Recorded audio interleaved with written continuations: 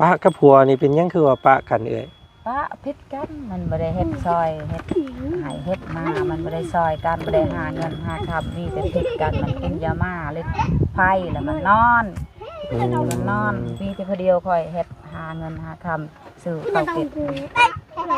มีแต่คอยนี่อยู่กับลูกมาบัดลูกบัดเคาะให้ซ้ำเนาะลูกเคาะให้หาเงินหาหยังก็บ่ได้ถ้าได้ลูกเจ็บเบิดเท่าไรอันไปปัวน้องเพิ่น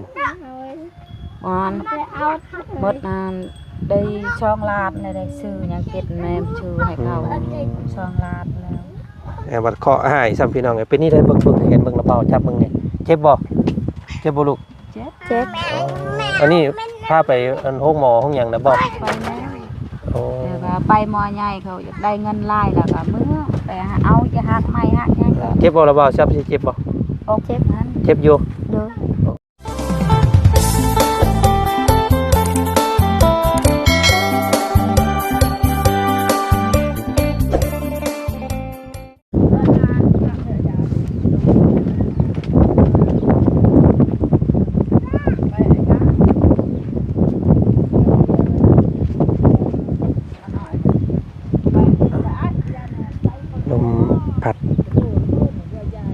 เย็นจ่อยพี่น้องเลยเนาะสภาพบ้านเฮือนซานของครอบครัวน้องแขนฮักบ่ซั่นพี่น้องเลยเนาะตอนนี้ทางบ่าวจันเนาะพี่น้องเนาะตัดภาพบรรยากาศเข้ามาทางบ้านห้วยยืงพี่น้องเลยเนาะเมืองเซโปนแขวงสวรรณเขตเนาะเห็นเคสนึงพี่น้องเลยเนาะเห็นหมู่ครูทีมงานหลายคนเพิ่นพากันเข้ามาสอบถามเนาะแล้วก็นำเสนอให้พี่น้องได้เบิ่งได้ชมเนาะก็ถือว่าเป็นครอบครัวอีกครอบครัวหนึ่งซึ่งน้องน้อยเนาะน้องผู้หญิงผู้นึงพี่น้องไงเนาะลูกเล่าเนาะ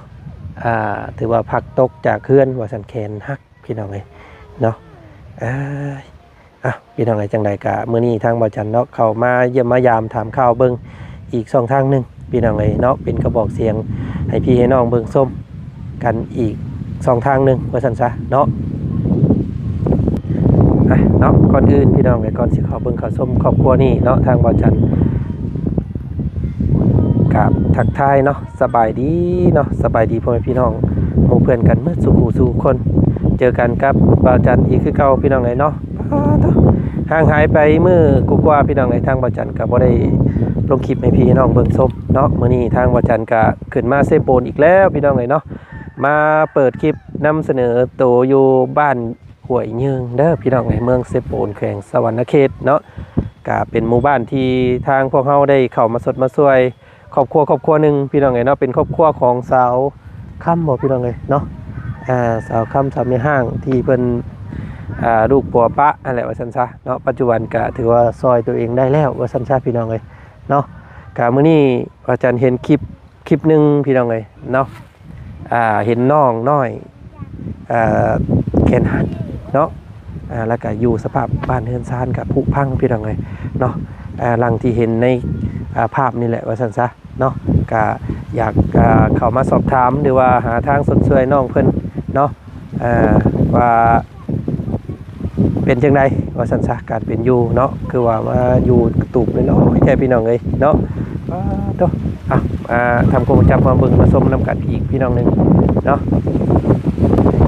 อีกช่องทางนึงพี่น้องเลยเนาะไปเขาสอบถามพร้อมกันเลยเพิ่นกำลังมาแต่ใส่นี่อะไรพี่น้องเลยเนาะไปย่างเขาต้องเก็บ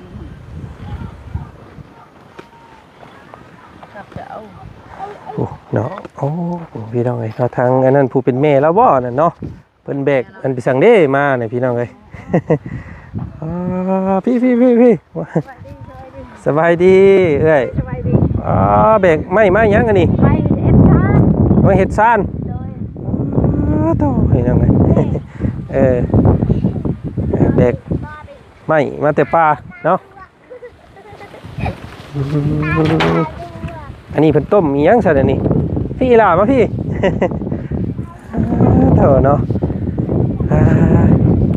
เมื่อยใช้อันลูกเจ้าผู้อันอีหล่าแขนฮักเด้ปลาไปไหนโอ้มาพี่ลูกมาพี่เนาะ เอาพี่น้องเลยเนาะทางเมื่อกี้นี่เพิ่นบ่ได้อยู่เฮือนพี่น้องเลยเนาะที่นี่น้องเพิ่นมาแล้วเนาะเอาสบายดีป้าลุงแน่สบายดีเนาะโอ้พี่น้องเลยเนาะอันนี้เฮือนซานเจ้าเนาะขออนุญาตเด้อขออนุญาตกันนิบไม้ใส่ละนี่เด้อเห็นแต่ในคลิปเนาะเห็นแต่ในคลิปมื้อนี้ว่าจันเข้ามาเยี่ยมมายามถึงบ้านมื้อนี้พี่น้องเลยเนาะอันนี้ลูกสาวเจ้า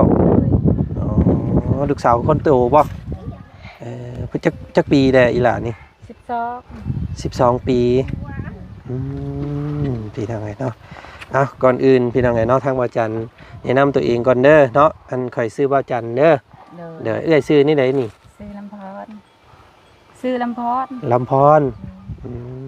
จักปีแล้เอ้ย30ประมาณ30เนาะขอเอิ้นสาวแล้วกันซะเนาะ สาวลำพรพี่น้องเอ้ยเนาะสาวลำพรนอนหนาวเนาะกลางคืนมาลมพัดจ้อยพี่น้องเอ้ยเนาะอันนี้อีหล่าลูกสาวคนใหญ่เนาะเพิ่นเป็นนี่ได้คือว่าแขนหักเนาะบ่อีหล่าไปเฮ็ดนี่ได้คือว่าแขนหักตกเฮือนตกเฮือนโดยไปเฮ็ดนี่ได้คือตกเที่ยวเฮ็ดกินโดย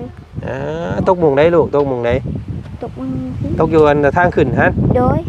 อ๋อไปลงท่าได้เจ้าจึงแขนคือว่ามันจังหักเนาะต่ำๆนึงลงแบบนี้แบบว่าโตลงนี่เอามือแล้วก็ลงก่อนแล้วก็ฮะเอามือค้ำไว้เนาะมือค้ำไว้บางมือเดียวนี่ก็มือเดียวก็ปะหมดเลยเจ้าเฮ็ดกินยังอีหล่ะมื้อเจ้าล้มเฮ็ดกินป้ากำลังสิเฮ็ดกินสู่แม่บ่บัดนั้นซ้ำเนาะพี่น้องเนาะบัดเคาะหายซ้ำพี่น้องเป็นนี่ได้เบิ่งเห็นเบิ่งระเป๋าจับเบิ่งนี่เจ็บบ่ลูกเจ็บอันนี้พาไปอันห้องหมอห้องหยังนะบ่โอ้ไปหมอใหญ่เขาอยากได้เงินลายแล้วก็มื้อไปเอาจะหักไม้หักยังก็เจ็บบ่ระเป๋าจับสิเจ็บบ่เจ็บนั้นเจ็บอยู่โดยโอ้ค่อยๆสะดุค่อยๆวางเด้ออันมือเฮ็ดสิได้บ่ได้อยู่เนาะได้อยู่แต่อันแพทย์หมอเพิ่นว่านี่ได้สะเอื้อยอันนี้มันหักบ่มันหักได้เงินเสร็จแล้วปัวให้บ่มีเงินลายเสร็จก็มื้อเอายาหักไม้หักยังก็ทาใช่อันนั้นกับลูกเจ้าบ่นี่ลูกเอ้ยนี่ลูกเอ้ยสองคนเยอะตอนไหนคนเนี่ยได้ดึกน้อยอันไปทางอื่นก็ได้ลูกไปไปได้เนาะได้เนี่ยดูทางอื่นก่อนไปเนาะอันทิพแนวไข่ไปเด้อเอาปีเลยเนี่ยพอแม่นั่งอยู่ยังซื่อๆสนุกเนาะโอ้ยเด้อลมแท้นี่เนาะโอ้ยวานนี่ก็แห้งลูกเอ้ยวานนี่ก็อยู่บ่ได้ลูกมันพัดกลางค่ำกลางคืนมากกับหมดแล้วมันพัดอันนี้กลางค่ำกลางคืนแห้งเด็กตุกยันมีเพื่อนนี่ได้เพื่อนอยู่นี่แหละ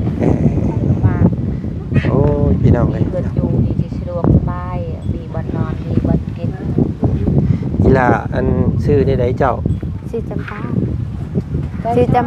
ชื่อน้องจำปาโดยบ่จันกับเฒ่าแล้วพี่น้องเอ้ยเนาะเว้าแห้งๆเด้อเว้าน้ำผู้เฒ่าเนาะเว้าน้ำผู้เฒ่าเว้าแห้งๆบ่ได้ยินเด้เว้าค่อยๆกันละเราบ่ได้ยินแม่นเนาะโอ้เป็นผู้สาว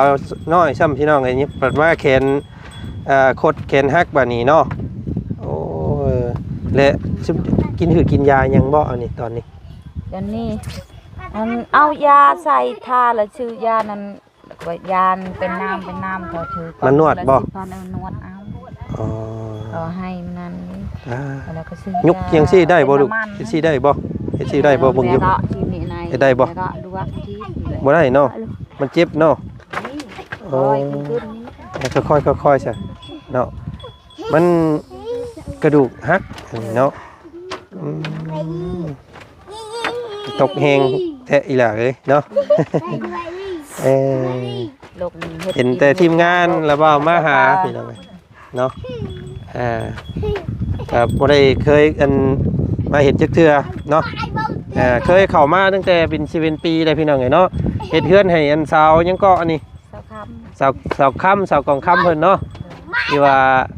เพิ่นอยู่กับลูกแล้วก็แม่เนาะตอนนี้เพิ่นอยู่เฮือนอยู่บ่ คนไปเฮ็ดงานแล้ว งานแหละ เราหมดเดือนนี้เราสิมา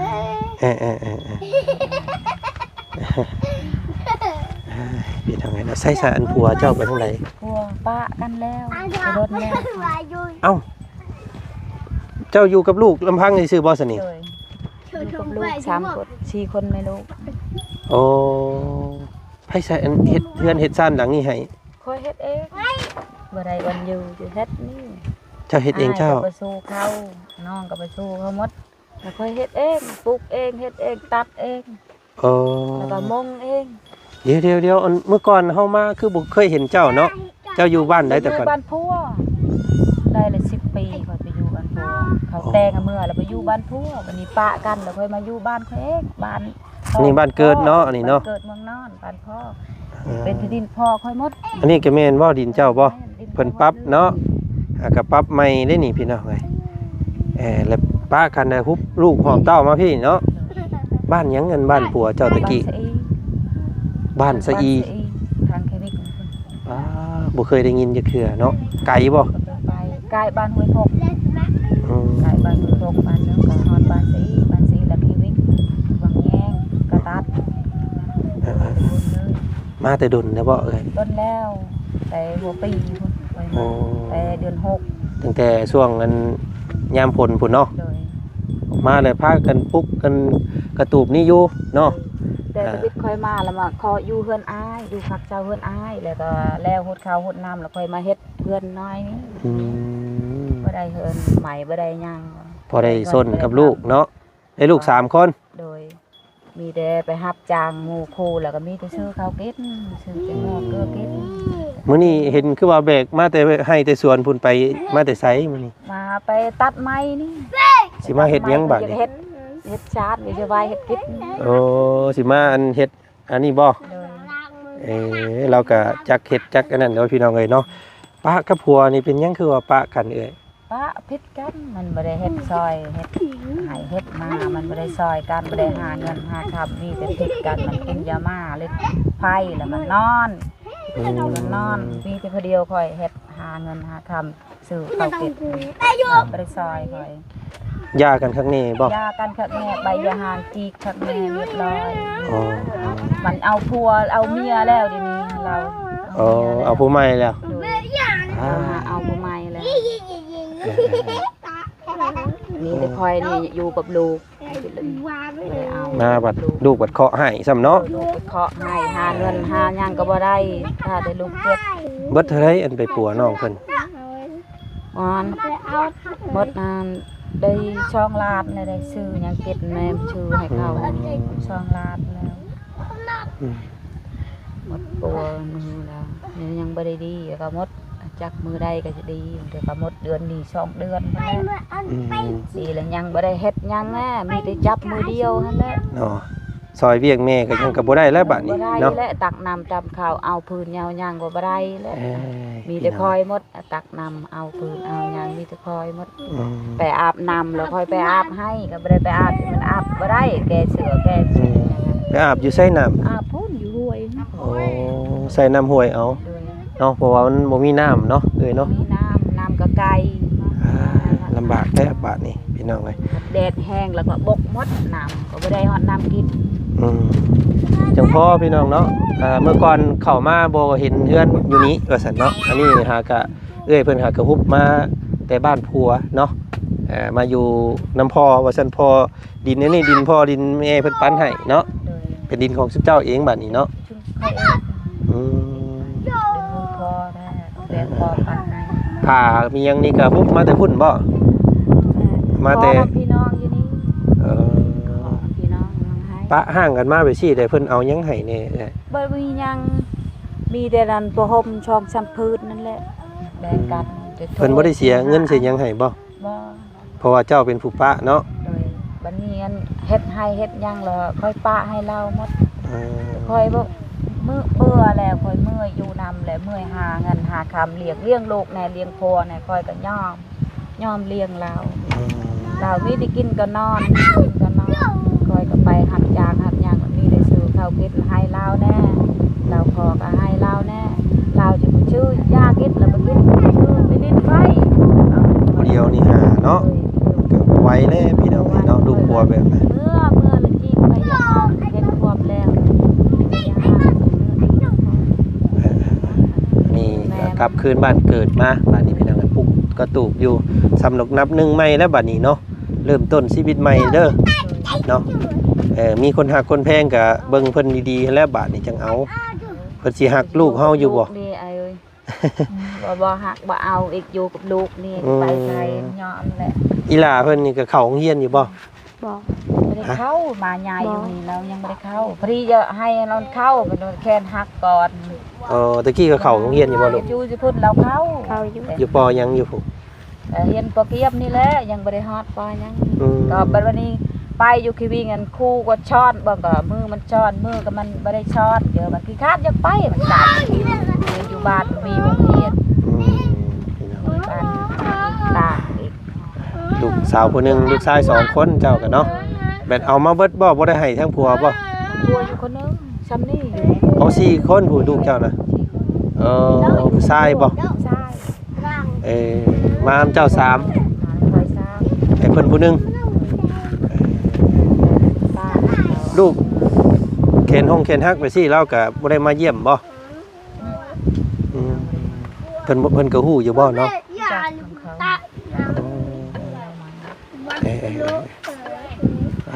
พี่น้องเอ้ยเนาะมื้อนี้ทางบ่จันก็เข้ามาสอบถามเบื้องต้นก่อนเด้อเอ้ยเด้อ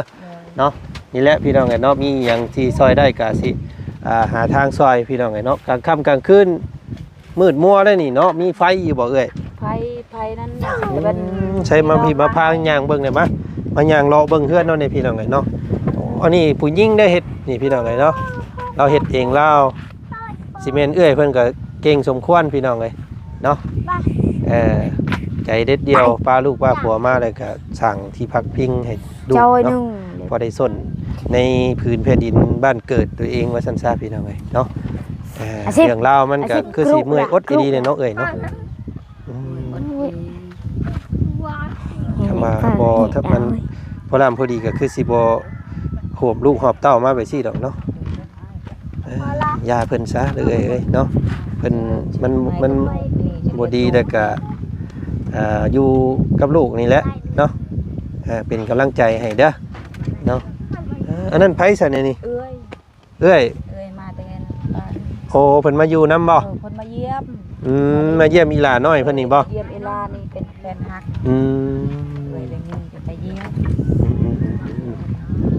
ใช้สะเบิ่งขออนุญาตถ่ายให้เพิ่นเบิ่งนี่เด้อเฮือนอีหลาป้าพาเราเบาย่างเบิ่งเฮือนเจ้านี่เนาะพี่น้องเนาะเนาะมีแต่เอาผ้านั่น แต่มือฝากกรุละดาวกรุละดาวกรุละดาวเลื่อย ลมคำพายุฝนมานี่ยังกระเทกแล้วนี่เนาะ บ้านนี่มีสวัสดิ์ชื่อนี่ก็หมดเป็นไม้ก็เป็นหมด ไอ้เล็ก แล้วก็เอาต้องกระสอบคงกระสอบขาดโป๊ะซื่อๆอันนี้เนาะยามฝนมันก็สิบ่ว่าแล้วอันนี้อีหล่ามุงได้อันเจ้าล่มลงน่ะอันนี้บ่ โดย ล่มอยู่นี่ ตรงนี้ เจ้าไปเฮ็ดนี่ได้เฮ็ดกันสอนระเบาเนี่ยเจ้าล่มท่าได้อันนี้ เราใช้ตะกี้รูปที่ไหน เดี๋ยว ใช่มือตะไนมันใช่มันลกนี่จะเหยียบอันนี้ เหยียบอันนี้บ่ถือเลยพลิกเนาะ โดย ต่ำๆก็เป็นบัดฮ้อนมือมันเนาะเฮ็ดได้สันพี่น้องเอ้ยในเฮือนเราได้นี่พี่น้องเอ้ยเนาะค่ำกลางคืนโอ้โธ่เนาะหม้อแหกแต่กระโปนี่คนมาแต่พุ่นบ่เอ้ย เครื่องมาแต่พ้นน่ะได้เดี๋ยวนี้มดตัวนี้แหละบ่มีนะ กี่ง้อยามฝนเนี่ยเนาะเอ้ยเนาะยามฝนสิมานี่ยันสิอยู่ใช้อันนี้เนาะมันก็มุ่นมาเลยเฮือนนี่ มุ่นและบ่ได้ อันนี้ขนาดพายุลมซื่อๆได้บ่แม่นพายุฝนเด้นี่พี่น้องเอ้ยเนาะแล้วก็พอได้ส้นเนาะพอได้นอนกลางคืนมาพาลูกพาเต่านอนอยู่นี้พี่น้องเอ้ย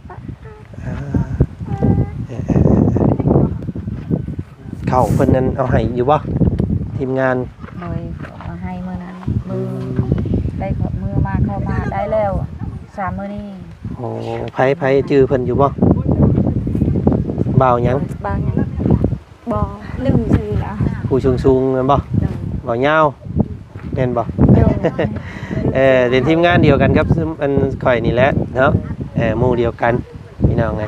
เนาะหลายคู่หลายคนเพิ่นก็ว่าคอมเมนต์มาว่าโอ้ไปสัมภาษณ์น้องเพิ่นให้แน่ว่าซั่นพี่น้องเนาะก็เลยเข้ามาหามื้อนี้เนาะทางบ่จันทร์ก็บ่มีหยังให้มื้อนี้มีแต่สิเอามีเด้อเนาะ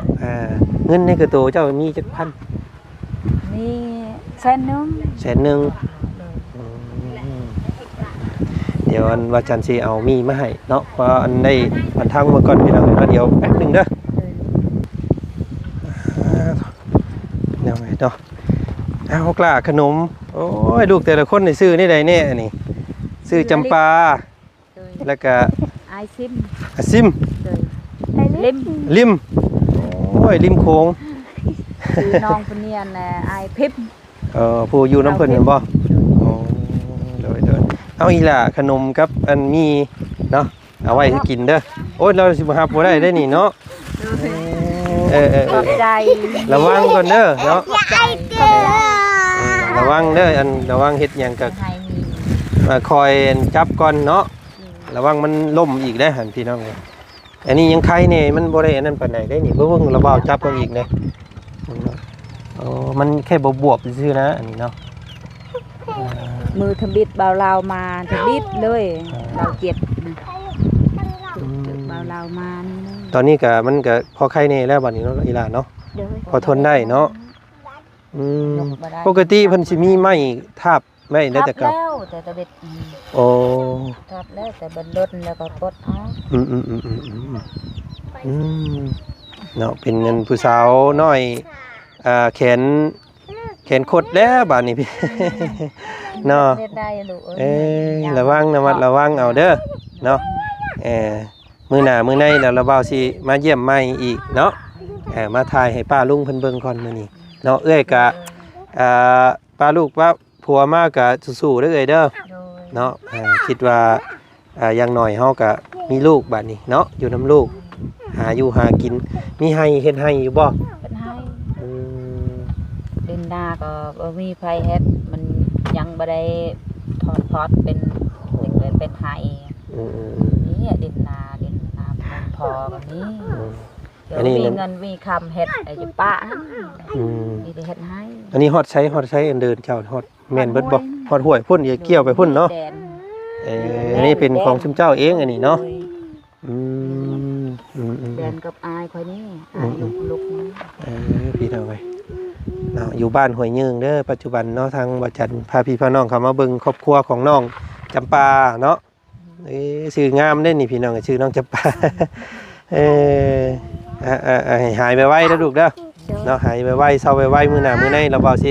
มาดินน้ำใหม่เด้อเอาซั่นมีแต่ทางเราบ่สิขอตัวไปทางอื่นต่อก่อนเดี๋ยวเราบ่สิบนมาใหม่เด้อ โดย เนาะมื้อหน้าเนาะผ้าห่มผ้าแพรยังมีครบกันอยู่บ่กลางค่ำกลางคืนมีแต่ซ้ำนี่เลยซ้ำที่เห็นนี่เลยเนาะ หมดจำนี่มีเด็กเครื่องเก่าเลยมีเด็กป้าทิพย์มาทิพย์จะได้จะอาบ้าแม่นยะจะได้ก็ทิพย์ใหม่คือยังมีย่าเฉลิมได้เพื่อนอยู่ เนาะได้ส่วนให้ลูกให้เต้าอยู่เนาะ ลูกกับเต้าสบายนี่อกเงินบ่มีเฮือดนี่แหละคนตกตอนยามพายุมาเขามั่นกบอยู่ใส่ไปอยู่ใส่ถ้าลูกนอนนี่ก็แคบนี่นอนก็เลือแล้วดิ เปียกบ่ได้นี่เนาะ คนก็เลือแล้วดิบ่ได้บ่นอนนี่เลือ เอามื้อนี้ทางให้ขอตัวลาก่อนเนาะสบายดีโอ้ยพี่น้องไงเนาะมุงอาบน้ำอาบในกับบ่มีเนาะฟืนไฟกับบ่มีพี่น้องไงเอาเดี๋ยวเว้าสิไปอันหาเลาะเบิ่งอันบริเวณอันห้องหอบเพื่อนก่อนเด้อเบิ่งให้พี่น้องเอ้ยเนาะโอ้เอาพี่น้องอันนี้ได้สั่งกระทรงกระสีแล้วก็มีอยู่เนาะแต่ว่ามันโครงห่างมันยังบ่ได้พี่น้องเอ้ย